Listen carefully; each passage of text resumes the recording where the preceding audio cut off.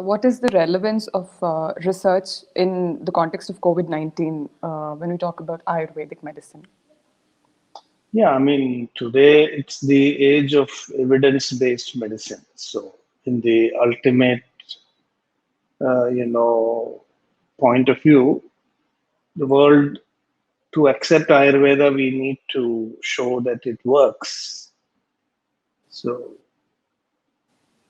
if Ayurveda is to help people all over the globe, it will have to go through so many regulatory approvals, and even in India, that is necessary for it to get accepted, as a valid modality of treatment for COVID-19. So, from that point of view, even though in the emergency situation, in the name of having to immediately care for the patient, we can argue for a clinical practice approach based on the guidelines and all that we talked about. But at the ultimate run, if the world is to accept that certain interventions of Ayurveda are useful for COVID-19, then we would really need to back up, with the proper evidence, and especially because COVID-19 is not described in the texts. So we cannot quote textual references as an evidence, as we can do in many other diseases. We can say that, it's been proven for thousands of years. But here we'll have to show two things. One is that Ayurveda can understand COVID-19 from within its theoretical framework, that it is possible. We'll have to demonstrate that. And then we must also be able to demonstrate that the treatments that we have derived from this understanding of Ayurvedic, theory and framework about COVID-19 is also effective, in actual practice.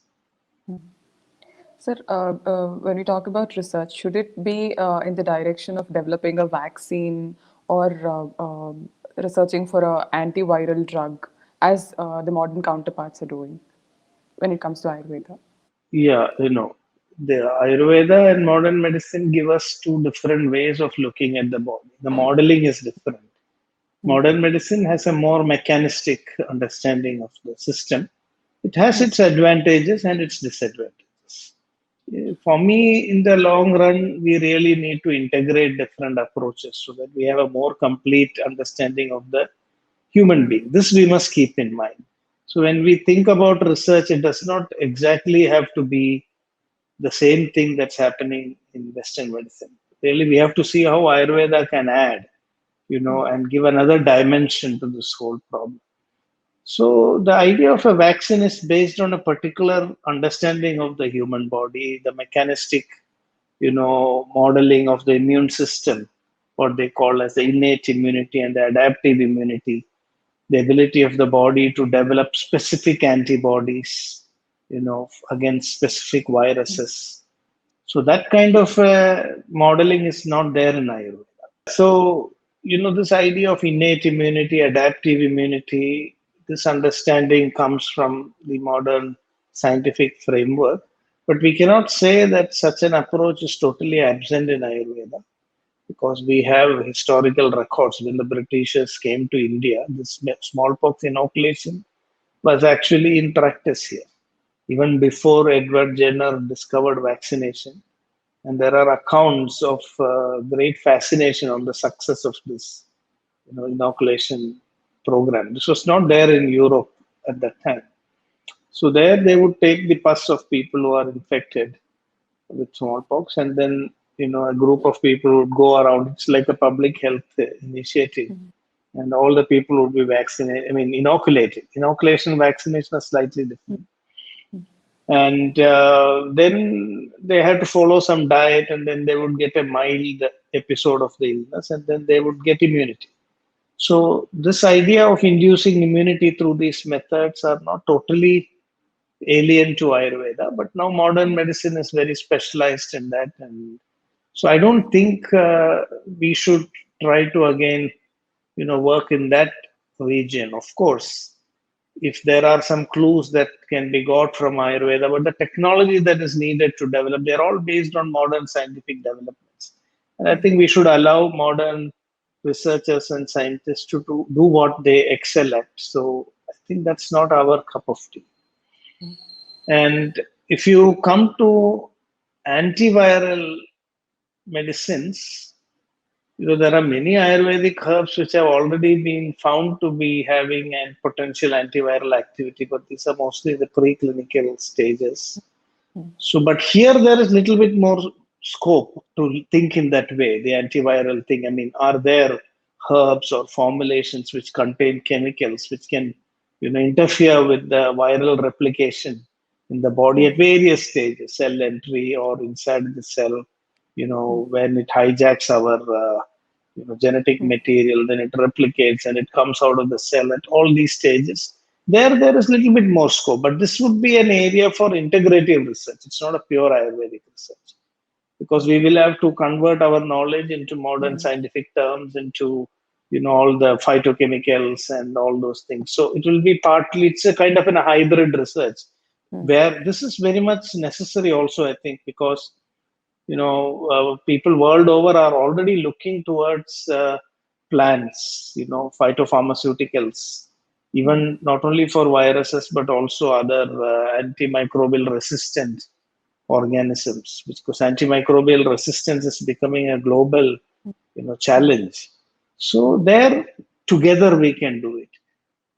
But the real strength of Ayurveda is in looking at the body in a totally different way, not just as a single mm, virus or just mm, as one component of the immune system. But how can we bring back that balance to the body at the mm, level of not only the physical body, but also the mm, mind mm, and the mm, being as a whole, and make them prepared, to overcome these kind of infections and challenges in a very wholesome way. That is where I think Ayurveda has got the greatest strength.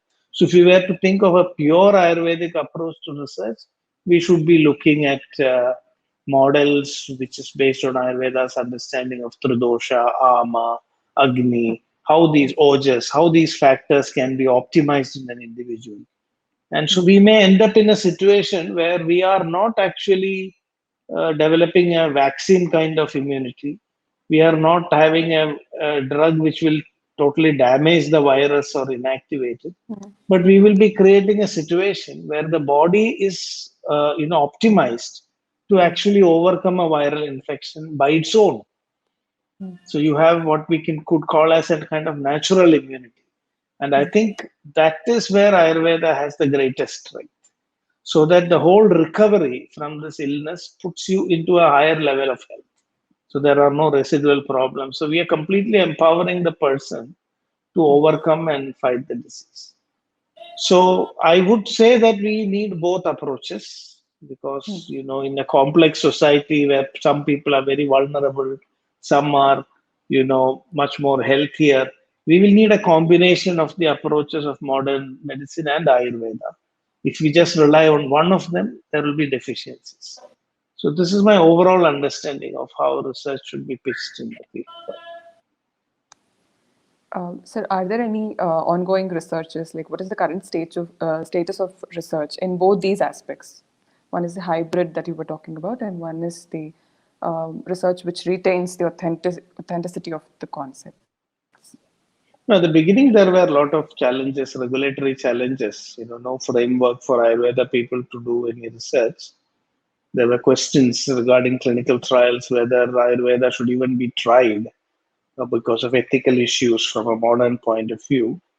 When modern medicine is trying on HCQS, I was involved in some of these debates where they said HCQS is now the standard drug of choice for a clinical trial. So how can you replace it with some Ayurvedic herbs? So those kind of issues were there.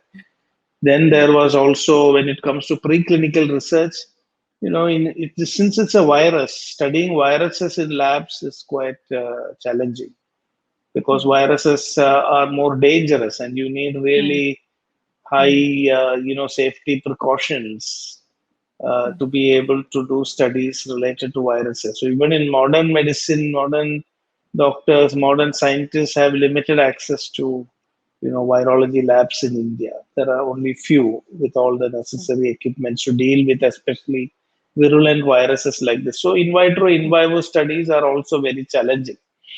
mm, Uh, but the Ministry of Ayush established this, especially this task force basically was for research mm, because it was not for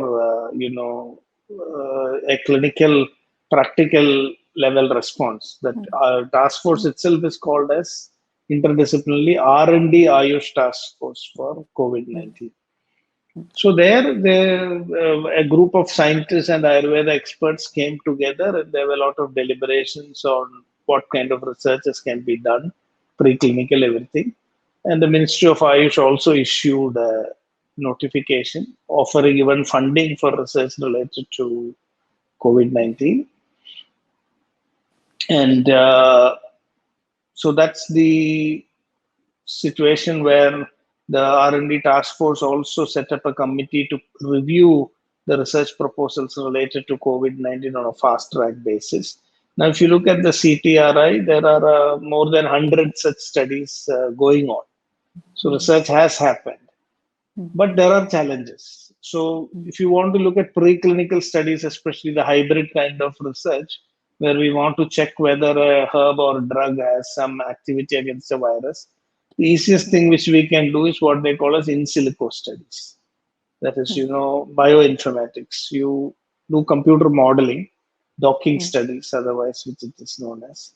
So, you identify chemicals in a group of plants, and then look at the protein, the receptor, the spike protein of the virus or the AC receptor, and see if through docking you see if there is an affinity.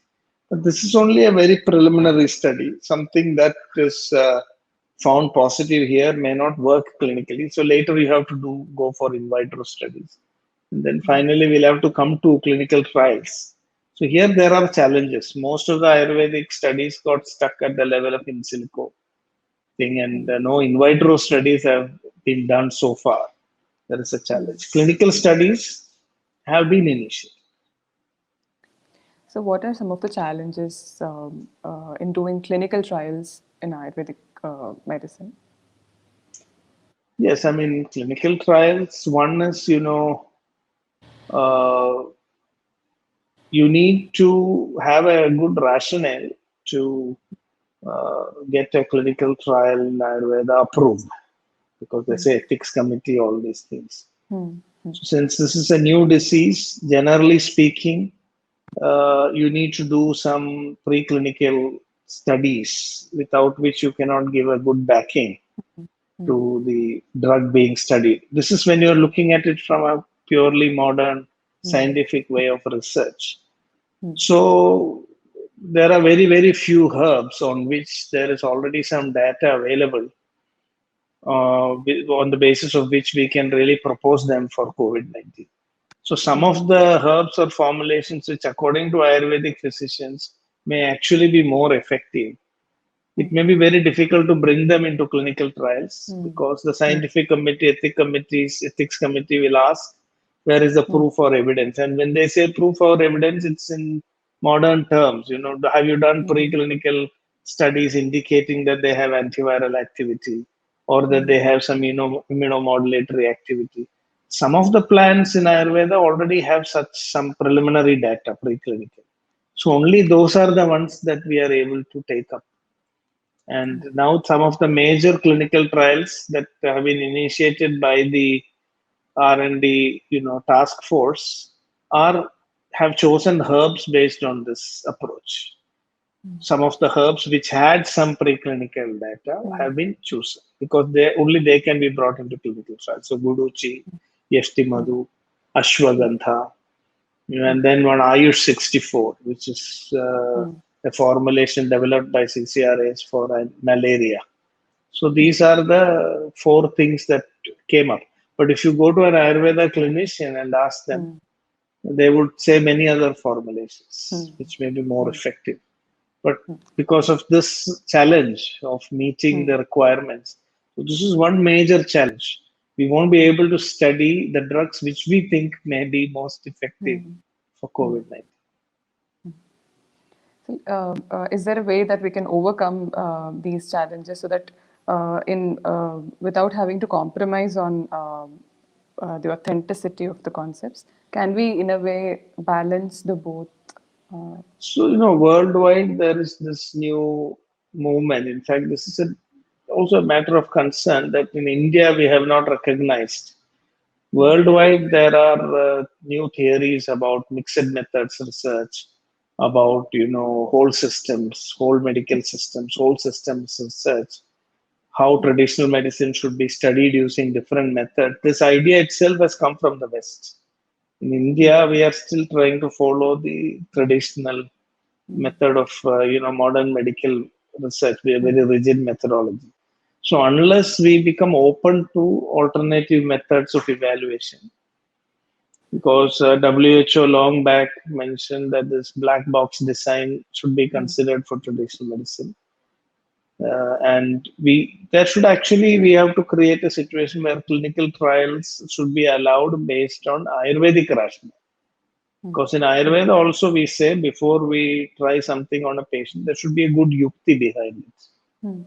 Tasmanna vishaja yuktam yukti bahyena bheshajam dhimata kinchidadeyam jivida arogya kanchana. So if there is no yukti, we also don't allow any treatment to be given. Yukti bahishkritam is not accepted. So if we can create a clinical trial protocol which is based on an Ayurvedic yukti and some minimum bare considerations from modern science like efficacy, safety, make sure that these herbs don't have pesticides or heavy metals or some harmful substances, and that their standards are maintained, that you can do some HPLC fingerprinting, show that the quality is good. So we have to bring out such a framework for whole system research. Unless that comes, and some of us are now trying to put this across, and we have together written an article, a commentary, which has almost got accepted, the Journal of Alternative and Complementary Medicine, where we are saying that we need a whole system research. This is the gap in the current research. We need to introduce this methodology also. Unfortunately, the Ministry of Ayush or the task force has not been able to create a space for whole system research. What we are doing is a hybrid kind of research now. But at least that has got started. So we should also be constructive, because it's also something good that Ayurveda at least is able to do something. But we need to move forward. But the full potential need may not be Yeah, may not may be not come out. discovered if it may not come out if we just follow the. While it is a good first step because it brings Ayurveda into the visibility, even if that is not there, then we won't be doing anything at all. So it's good that at least this is a good step. And I also agree that we must have such hybrid research approaches also. Only thing is that shouldn't be the only one and the most dominating way of research, because this dialogue between medical systems are important. Unless we do this kind of hybrid research, our system will not be understood by others. We will also not be able to understand how other systems work. And of course, there would be some areas of overlap where we can do work together. But the core thing is that the core Ayurvedic approach shouldn't be lost in the process. And that should be our fundamental work. And these should be additional things. Now, this fundamental thing is totally, missing. That is the real challenge. Sir, now that there are many challenges in doing the clinical part of it, so what can Ayurveda offer, or what is the scope of Ayurveda in prevention of COVID-19? You mean in the prevention? Yeah. Prevention. Yeah, but just before that, I would like to also point out that one of the areas where we can do good research is in the clinical documentation, because that can become an equivalent for preclinical data. Like now, since because in India, this is one peculiar thing, Ayurveda is already in the practice, which means that it's already in human use. Even for COVID, that situation has come. People are already being given Ayurvedic medicines at the level of clinical practice, not as a clinical trial. So if we are very carefully documenting all this data of the outcomes in clinical practice, that could become a hypothesis for doing a good clinical trial. We can so that I think should be brought into the framework of research, that all the clinicians should be asked to report if they are treating a COVID-19 patient.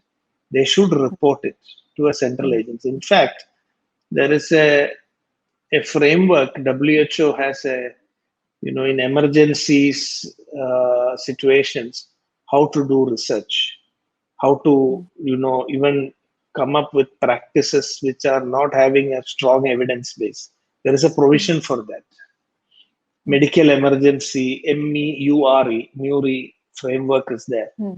So, according to that framework, with the best evidence available, you can do interventions. But the thing is, you must report the outcomes.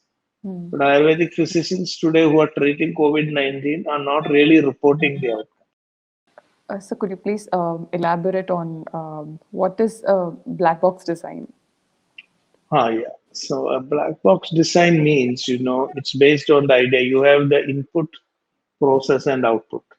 So here we are just looking at the input and the output. We are not fully understanding what is the internal mechanism that happens. So especially when it comes to Ayurvedic systems, we may have multimodal treatments. So it's not possible always to understand which particular modality worked. So whether it was the first treatment that we gave, if we give 3 or 4 formulations with diet, with lifestyle modification, it becomes a confounding situation. We don't know which one worked, whether any one of them would have worked without the others. So that whole process of the interventions is a black box. We don't understand it. What we here basically understand is the outcomes. So we can say that that whole system worked or not. We won't be able to tell in terms of the efficacy of each and every component. So that is kept in the dark. So because it is kept in the dark or we don't fully understand it, so we are calling that as a black box design. So for whole systems trials, the black box design is suitable. Then we are not pressurizing the researchers to, show a cause and effect relationship for each and every component of the treatment. We look at it as a whole. We look at it as a whole intervention. So that's what a black box design is.